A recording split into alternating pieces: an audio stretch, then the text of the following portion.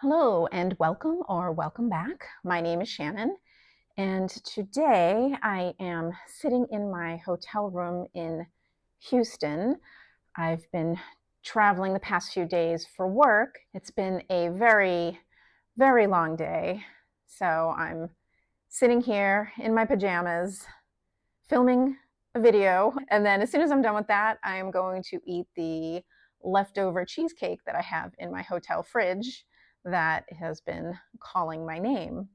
Today, I am going to do the How We Rate Our Books book tag.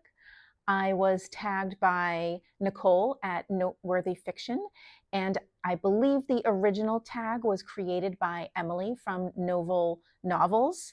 And I will, of course, put their information down in the description box so you can check out those tag videos. I do want to start off by saying that rating books is really personal, and that's one of the reasons why I don't actually rate my books in my videos, because one person's 3-star is another person's 5-star, and there are just so many factors that people personally take into account for their own personal ratings.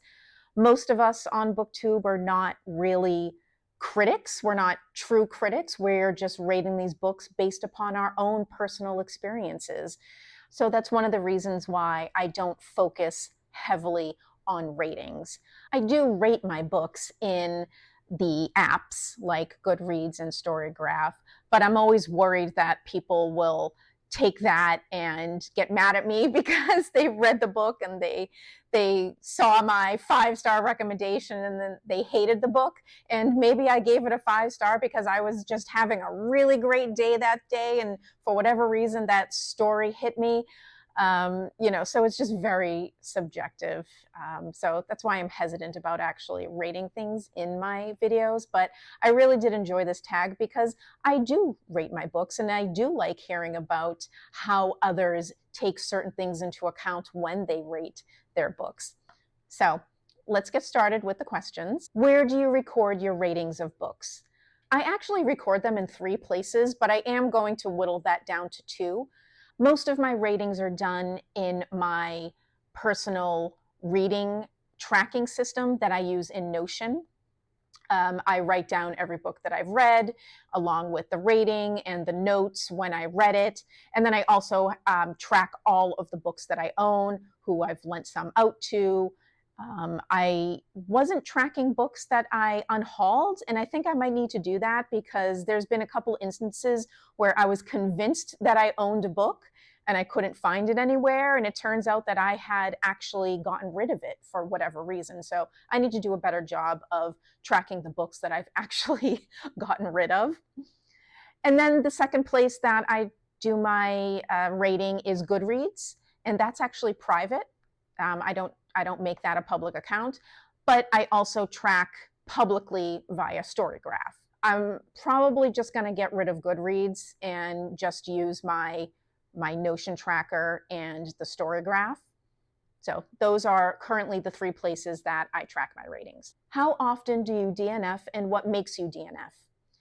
I DNF very rarely. At the top of my head, I can recall only 2 actual instances of where I deliberately DNF'd, and I honestly couldn't even tell you the names of the books, but I do distinctly remember 2 books, one fiction, one nonfiction, that I deliberately just DNF'd. And I honestly can't even recall the reason why I DNF'd the nonfiction book, and most likely I DNF'd the fiction book because I'm sure that story was going to be very stressful, and I could almost predict some of the things that were coming. I just wasn't ready for such an emotional journey that I saw was heading my way. But generally, I sometimes will suffer through books. That's probably not a good idea. It actually should be enjoyable. And if I'm not enjoying myself, I really should just allow myself to do it. But I do have a hard time doing it. I recently, a few months ago, read a couple of really awful romance novels that I probably should have DNF'd. I kind of rage read them And I should have just stopped. Like, why? Why do I need to torture myself? So maybe one thing I can work on is allowing myself to stop reading something if it's just not enjoyable. Do you rate books 1 star? Yes. And that brings me back to the romance novels that I just mentioned. I'm not even going to tell you what they are. They were just so awful and so trashy. They were just trash.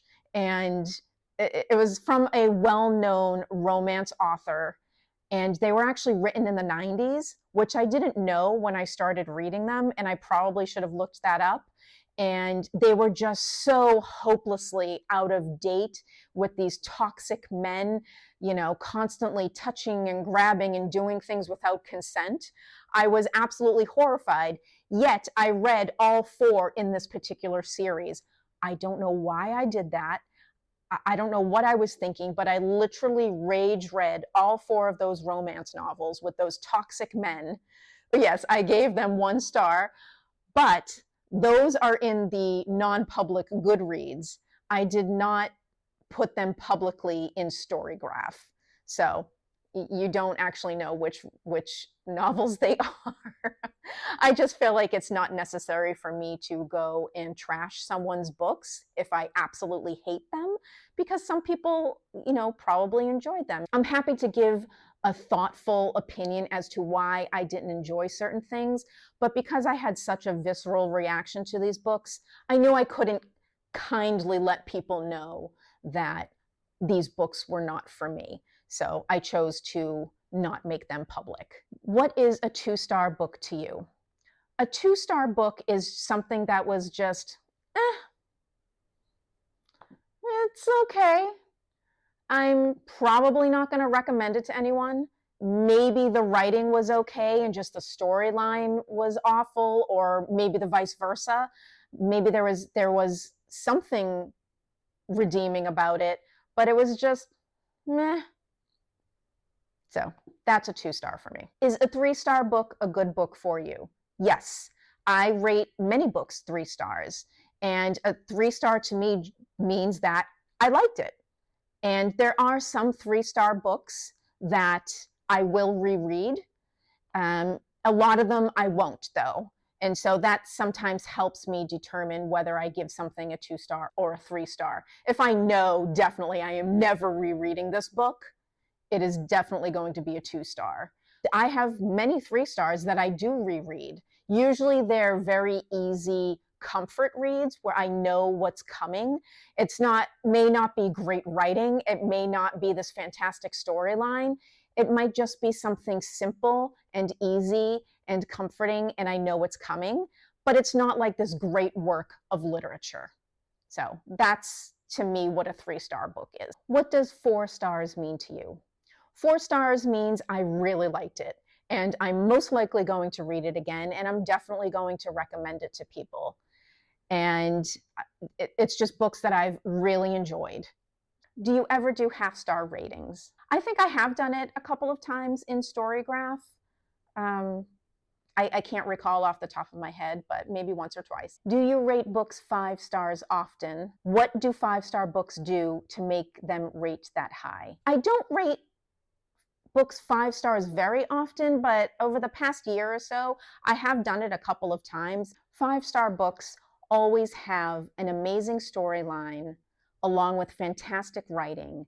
It has to be both. It can't be one or the other. Now, that a 5-star book isn't necessarily something I would reread. If it's an especially heavy book, a heavy topic, I might rate it 5 stars, but it might be something that I may not want to experience again. It may have been absolutely amazing, amazing storyline, amazing writing, amazing topic, yet it might be very emotionally charged, and I may not read it again.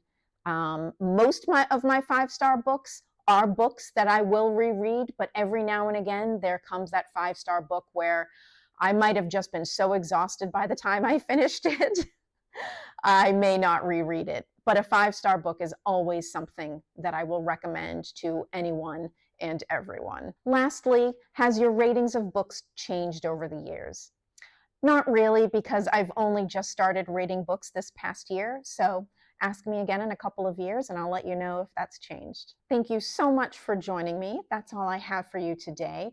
As for tagging other people, I am actually not going to tag anyone specifically, but I am going to tag you. If you want to do this tag, you are tagged.